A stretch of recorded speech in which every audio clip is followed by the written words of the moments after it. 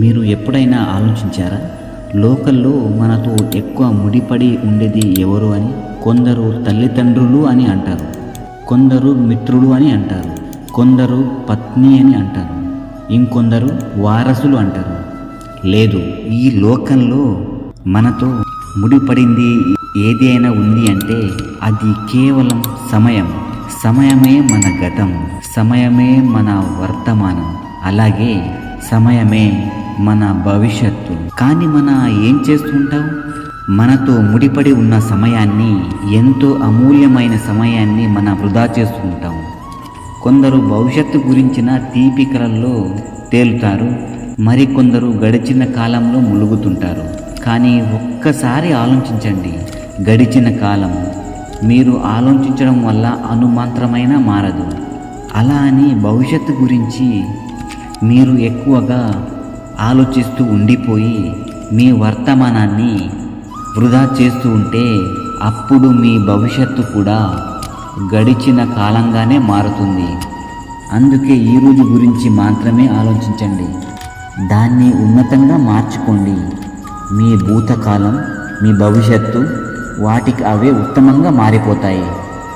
సముద్రం ఎంతో విశాలంగా ఉంటుంది. ఈ సముద్రం ఏదైనా చేయగలుగుతుంది. ఈ సముద్రం క్షణకాలంలోనే అల్లోకల్లోలంగా చేయగలుగుతుంది. ఈ సముద్రం ప్రళయాన్ని తీసుకురాగలదు, ప్రపంచాన్ని చెరిపేయగలదు.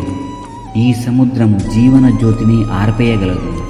ఇక ఏం చెయ్యదు అంటే ఒకరి దాహాన్ని మాత్రమే తీర్చలేదు.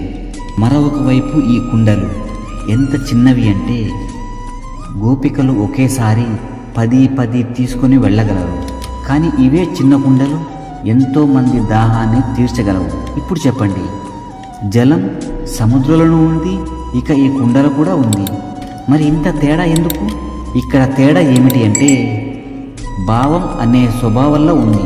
ఒక మట్టి కుండ తీయని జలాన్ని తనలో జాగ్రత్తగా పెట్టుకోగలుగుతుంది. మరోపక్క సముద్రంలో ఉన్న ఉప్పు నీరు ఎవరినైనా సరే మట్టిలో కలిపేయగలుగుతుంది. మీరు ఏం అవ్వాలనుకుంటున్నారు?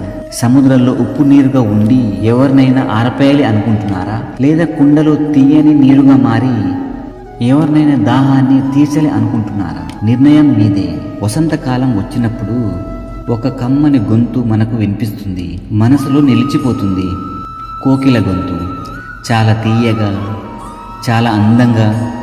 అలాగే ఇంకొక పక్షి కూడా ఉంది, దాని గొంతు అంతే తీయగా ఉంటుంది. అది మన ఇంటి చుట్టుపక్కలే ఉంటుంది.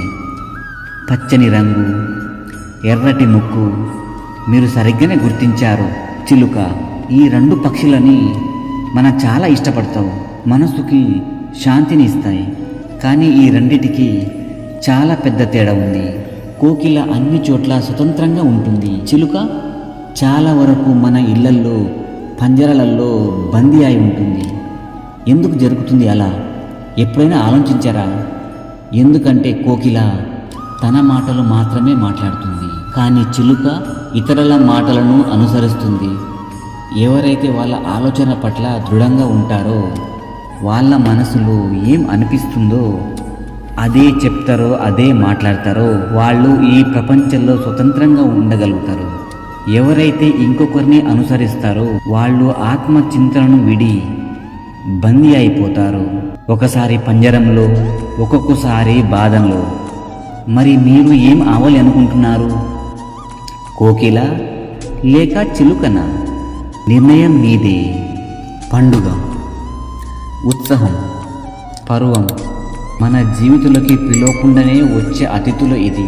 ఉదాహరణకి మన గురు పౌర్ణమి, హోలీ, రాఖీ పౌర్ణమి, ఇవన్నీ కూడా పౌర్ణమి రోజులనే వస్తాయి. చందమామ ఆకాశంలో ఎంతో అందంగా వెన్నెలను పూయిస్తాడు.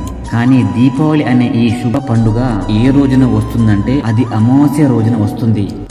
అమావాస్యను మన అశుభంగా భావిస్తాం. మీరే ఆలోచించండి, శ్రీరామచంద్రుడు వారు అమావాస్య రోజునే అయోధ్యకు ఎందుకు తిరిగి రావాలి అనుకున్నారు? ఒకరోజు ముందు లేదా ఒకరోజు తరువాతను వచ్చి ఉండొచ్చు కదా. ఎందుకంటే ఆయన ఈ లోకానికి ఒక సందేశం ఇయ్యదలుచుకున్నారు. ముహూర్తం కంటే కర్మ అనేదే బలమైనది. మీరు చేసే పని గొప్పది, మంచిది అయితే ఇలాంటి అమావాస్య రాత్రి కూడా దీపాల కాంతిలతో వెలిగిపోతూ ఉంటుంది. కనుక పని ముఖ్యమా లేక ముహూర్తం ముఖ్యమా అనేది మీరే నిర్ణయించుకోండి. కానీ మన చేసే సత్కర్మ అనేది మంచి ముహూర్తం. రాధాకృష్ణ. దయచేసి నా ఛానల్ని సబ్స్క్రైబ్ చేయండి, అలాగే అందరికీ షేర్ చేయండి, అలాగే లైక్ చేయండి. ధన్యవాదములు.